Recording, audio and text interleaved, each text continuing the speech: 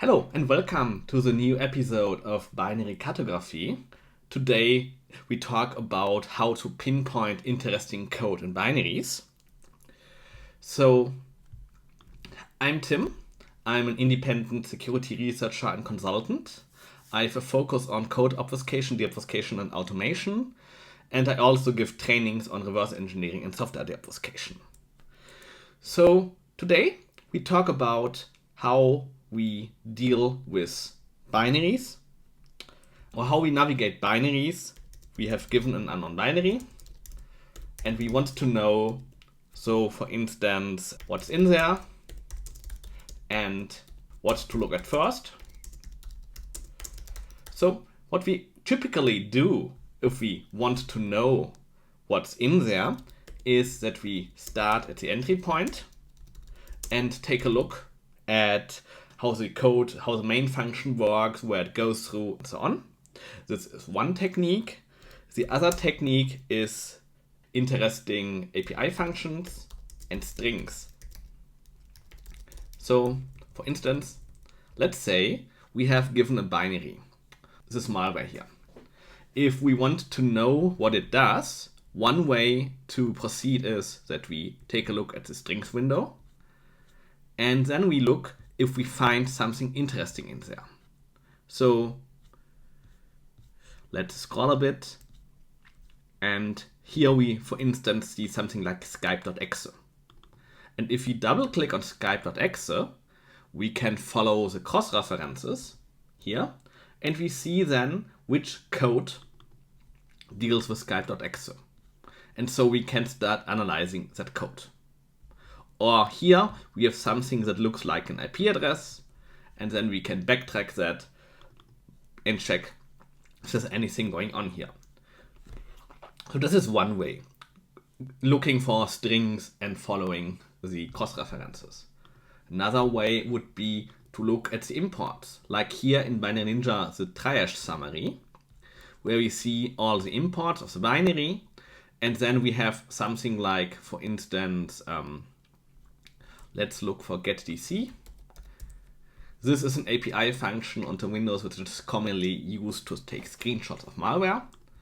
If we follow that, we are in the malware module which implements screenshot functionality. And we could then start backtracking that to see where we go to and so on. So in short, we can use strings and API functions to find interesting code locations. However, we have often different scenarios. In the case of malware, for instance, we might have hidden imports that are dynamically resolved at runtime, so we don't see any imports, or we have encrypted strings. So in other words, this does not always work reliable. And at the same time, there are many code patterns that are interesting to look at that are not clearly identifiable with API functions or strings.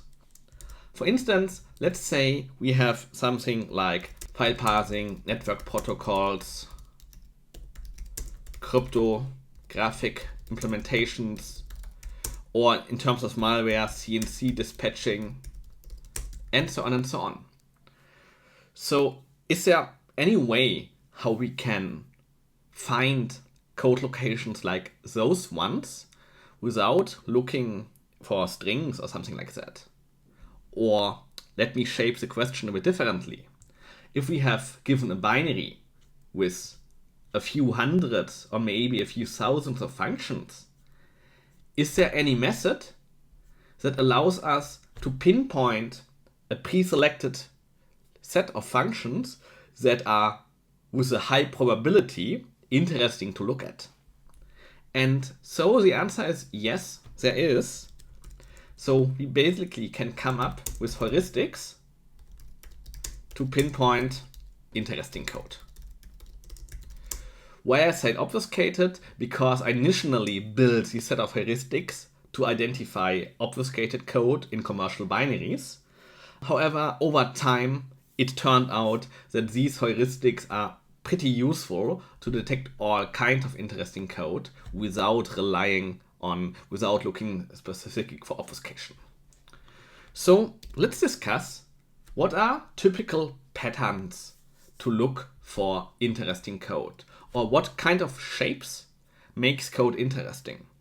And we can more or less summarize it in 3 different categories, like complexity. Then the second one is statistics. And the third one is graph shapes. So for complexity, the idea is if a code is somewhat complex, it contains something interesting. So for instance, file parsing, network protocols, crypto CNC dispatching, and so on. So it might be interesting to look at because it implements some important functionalities, but it might also be important because we want to do bug finding and vulnerability research, or maybe it's also obfuscated and it's complex by design. So complexity is a good metric. The question is, what kind of complexity? We could look at instruction sizes. So like number of instructions. We could also look like a number of basic blocks or edges. Another metric is that we could look only like the number of edges or something like that. So we have a lot of different metrics, and as we will find out, it doesn't really matter too much. Both or all of them detect like similar functions, but in general we go with known which is the graph complexity or the cyclomatic complexity. So this is basically a mix of the number of basic blocks and the number of edges in the graph.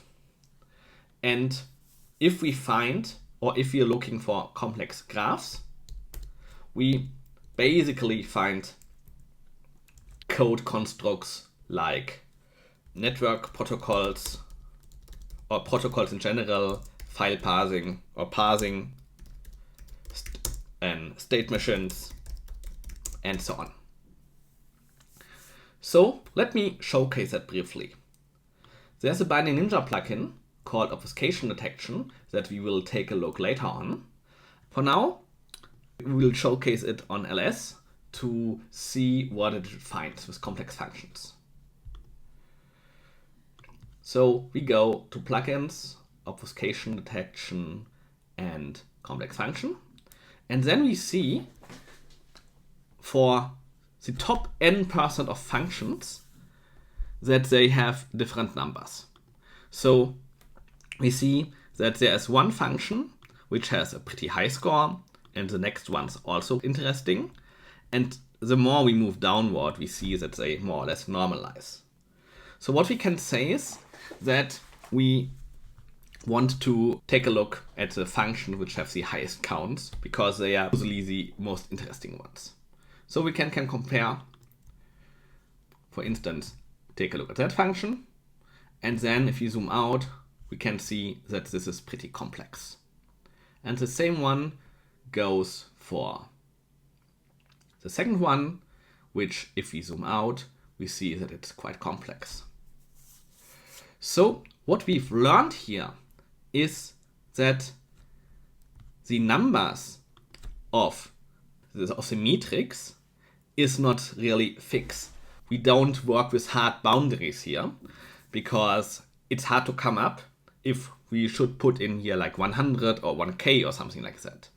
So instead, the idea is that we compare the function against each other and then sort them by complexity and then take only the top n%. So in that way, we don't have to care about exact numbers. We can like just sort them and take a look at the top 10 or something like that. So this is graph complexity. There's another metric that is quite similar. These are graph shapes. So with graph shapes, there's especially one technique interesting, namely known as state machines. So state machine is basically a while true loop with a switch case dispatching. And if we take a look at the main function, it has exactly that shape.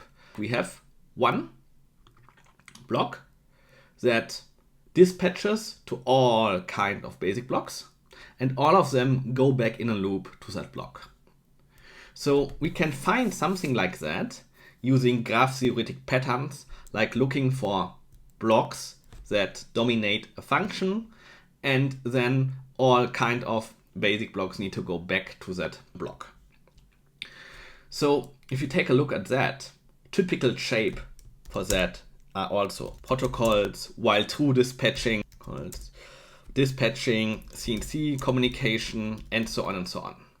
So we again can do this on LS by just executing it. Here we call it like complex function, because not complex function, we call it state machine. And if we do that, we find some of them, and if you take a look, it works for many quite well. For some others, they are false positives, because these are just heuristics and they can have false positives. And we also see that the main function is, again, that function we already saw before. So we see that some of the metrics overlap and pinpoint to the same code locations, while other metrics will find different scenarios. So like there's an overlap sometimes and sometimes not. And state machines and complexity often has overlaps, because state machines are often by design complex. However, we can make use of something else. So graph shapes like functions with large basic blocks. If we take a look at basic blocks, they usually are only a few instructions, like this one here. So on our edge, we have like a basic block of 5 to 10 instructions. So what we can do is we can sort all functions by the other edge number of basic blocks, by the other number of instructions per basic blocks.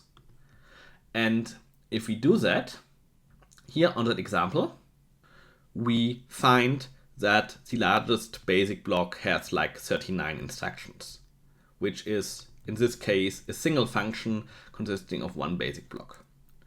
So this is not too interesting here. However, let's switch to a malware sample. And if we do the same on that malware sample, we see that there are some basic blocks that have quite a high number of instructions. If we take a look at that, we see like lots of decodings, XOR, and so on. So this looks like some form of encryption. So maybe a symmetric cipher or something like that. As we will learn later, this is an unrolled AES round. So this is cryptographic code that we found by looking for large basic blocks. So basically, often symmetric crypto is unrolled by the compiler, and as a consequence, we have large basic blocks. So while there are other ways to find, of course, these kind of crypto, for instance, here we could use in Binary Ninja this scan for crypto plugin.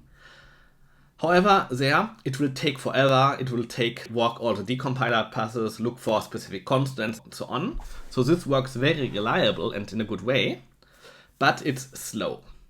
And the metrics that we discuss here, they have the advantage that they are all platform agnostic and that they are pretty fast.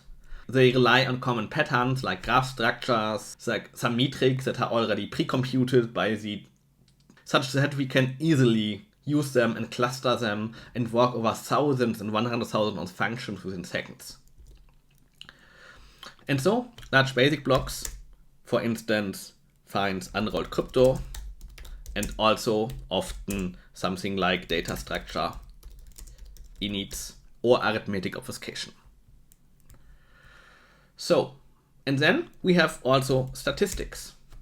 One thing that we can, for instance, look at is frequently called functions or most called functions. The idea behind most called function is if a function is called often it must be somewhat important. Usually, the most called functions are common API functions like stringlang, like memcopy, and so on, malloc. So why do we want to find something like that? For instance, here in examples like ls, where we have them like in the imports.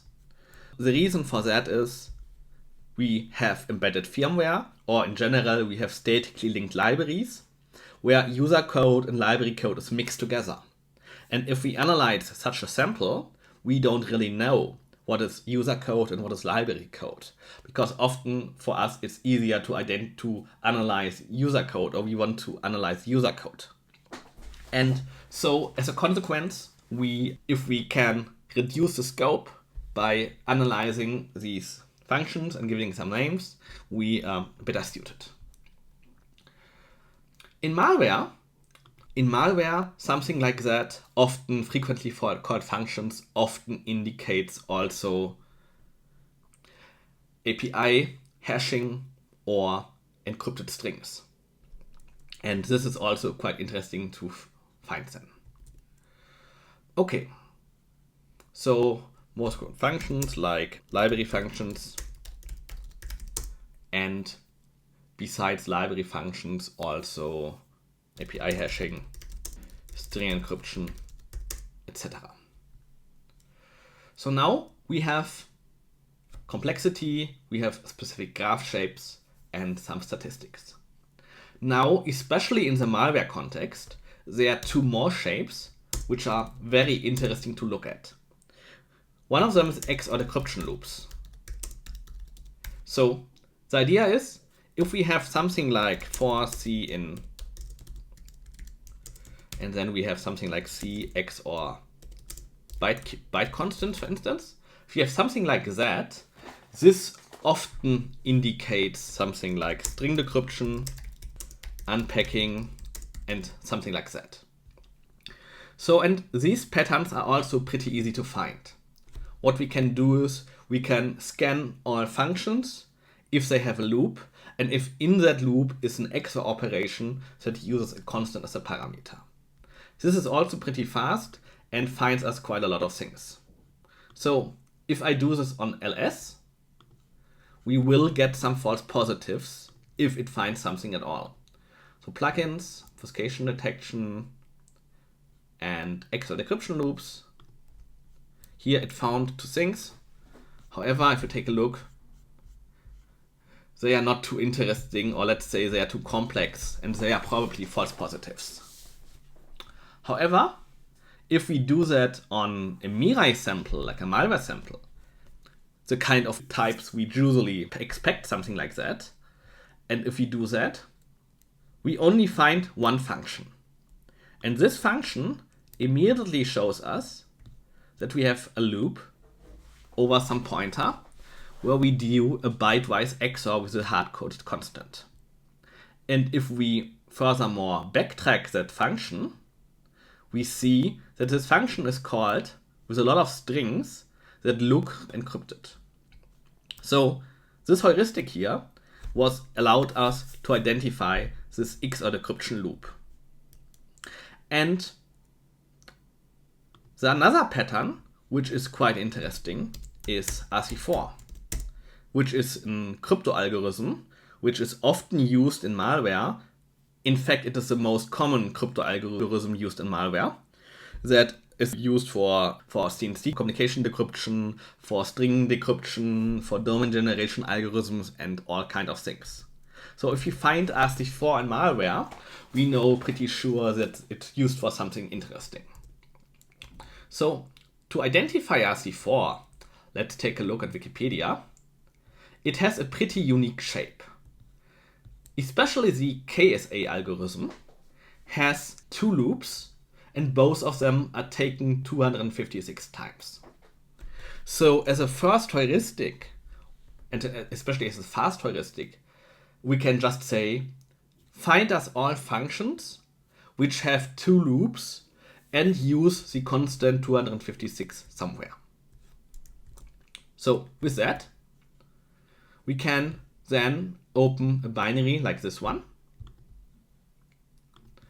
and apply that.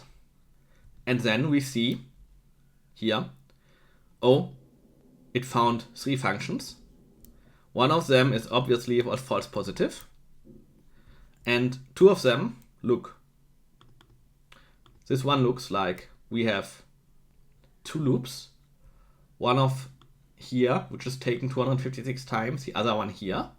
So this actually looks like the KSA. And it already found a PRGA, the other implementation, like the second algorithm inside of RC4. So this in combination is a good indicator. And we can also see then, if this is KSA, we already see here that the second function is used directly afterward. So this is for sure RC4. Okay, so we have these kind of metrics. And all of them are basically architecture agnostic, fast. Yeah. So if you want to apply them, I wrote a Binary Ninja plugin over the last 5 years, which is frequently expanded. And initially, I wrote it with the idea to detect obfuscated code. That's why it's called obfuscation detection. So my initial idea was that I wanted to pinpoint the 5% of code which is obfuscated in commercial applications. However, over time it turned out that it finds more and more interesting code to look at, such that nowadays it is my first to apply something like that on unknown binaries to get a pre-selection of functions that I want to dive deeper into. As you can see, it has a lot of various metrics, like large basic blocks, complete functions, state machines. These we already discussed in further detail, but also some others like loop frequency, complex arithmetic expressions, subgraph duplicates, and so on, that all find different kind of shapes. And we don't discuss all of them. We just already discussed the most useful ones, but the others are good supports and find also some other things. So if you want to apply it, as said, it's for Binary Ninja for now. I will talk about it in 5 minutes more. And until a few weeks ago, the typical scenario was that you apply it like that, and then you can take a look down here and find the functions. However, I just recently pushed a new version that uses Binary Ninja's function tags. If we have, for instance, here a function like, let me delete that tag. So now if I have a binary here, I can just run all of them by doing detection all, and then it classifies all functions and tells me what to look at. And if I find, like in a malware, one tag with extra decryption loop, this is something I'm interested in looking in first, instead of, for instance, looking for functions with complexity or so on. And as you can see, we now also put in some information besides that, like what it indicates, but also if we have concrete numbers for complex functions, we see that we also have some numbers here, and it already tells us what to expect. So this is good for human guidance to give some ideas what the code is, what might be about, but it's also a good guidance for agents, for agentic reverse engineering, because that way the agent knows what it might expect and so on. We have already seen that we find some pretty interesting stuff with that, and we also have false positives.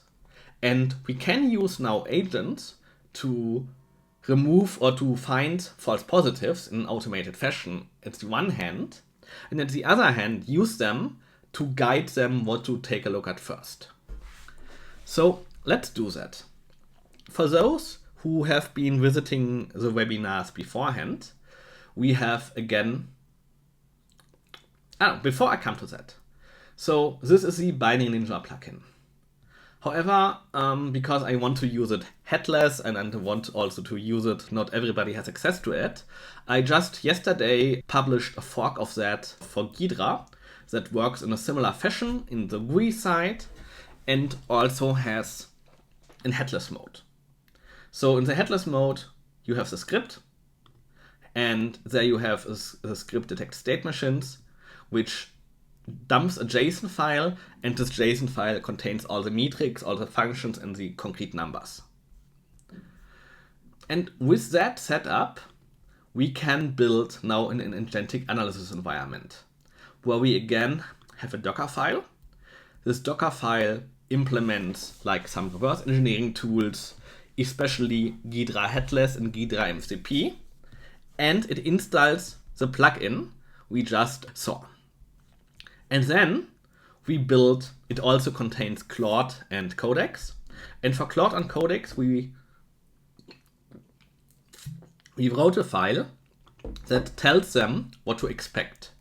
So we tell them what kind of tooling is here, then how to use it, when to use it, so how to use it, then the different metrics and what they find, how the workflow looks like, and then that it shall look for the highest functions, how it should interpret it, and so on. So basically the things we discussed before, we tell them and give it here.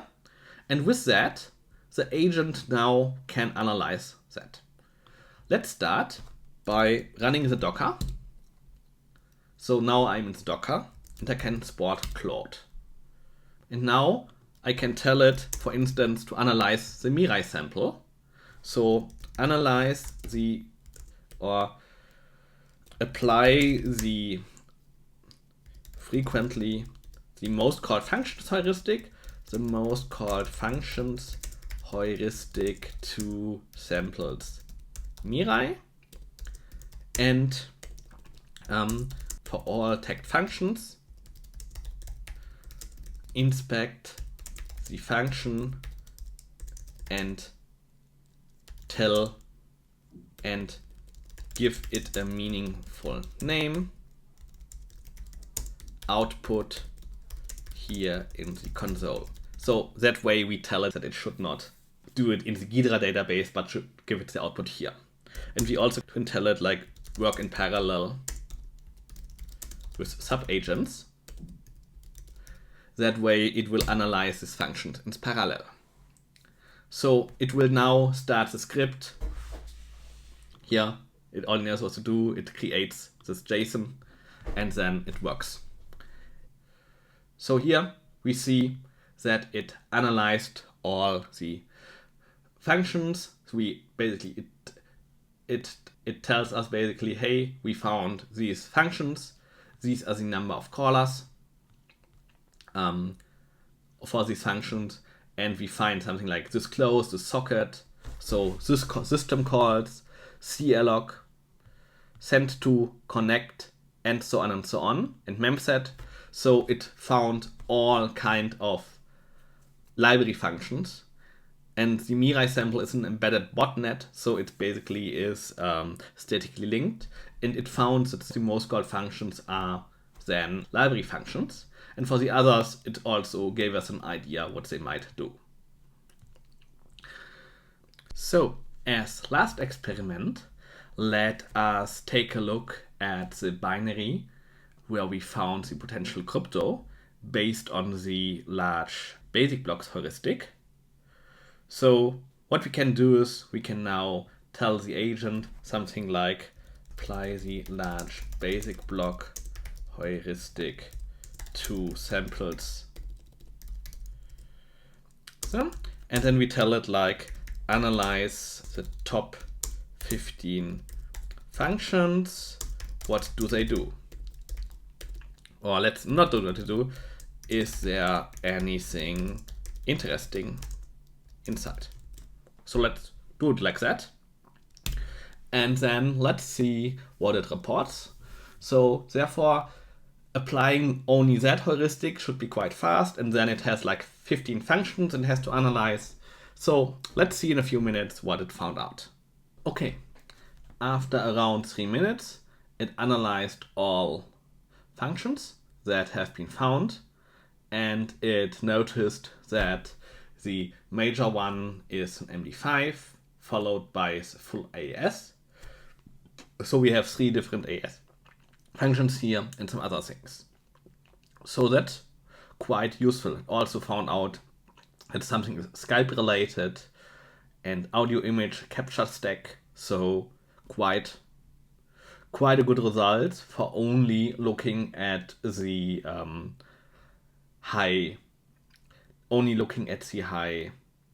large basic block heuristic.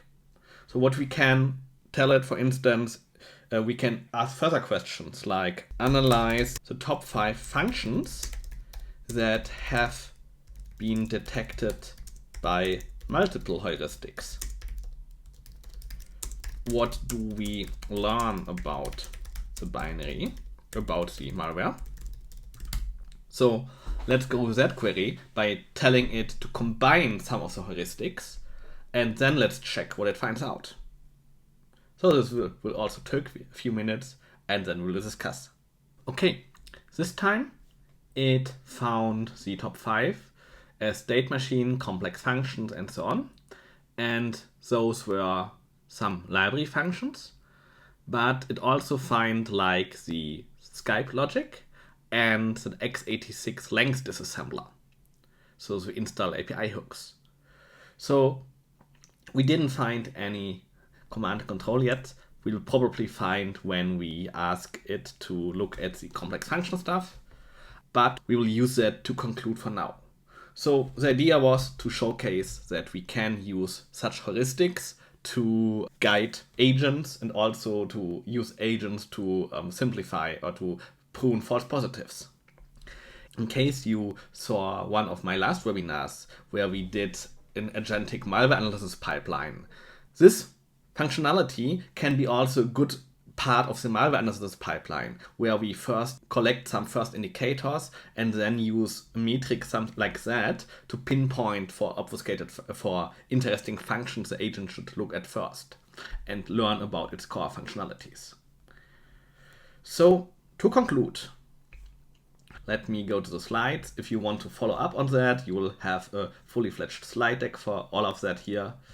In the end, it's important that we have the plugins for Binary Ninja and for Ghidra, that we also have a lot of blog posts about the topic.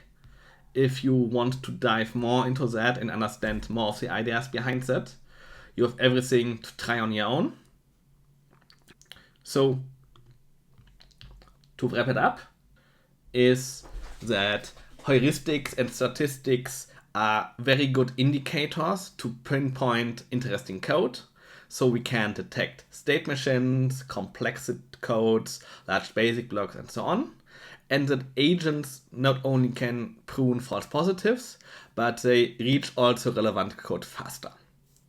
So there's also the link to the webinar and all the other webinars we did before you can find under this URL. And if you are interested in learning more about reverse engineering or software deobfuscation techniques, I have some training courses there. So if you're interested, feel free to check it out. Otherwise, thank you for your attention and your interest, and see you the next time in the next webinar. Goodbye.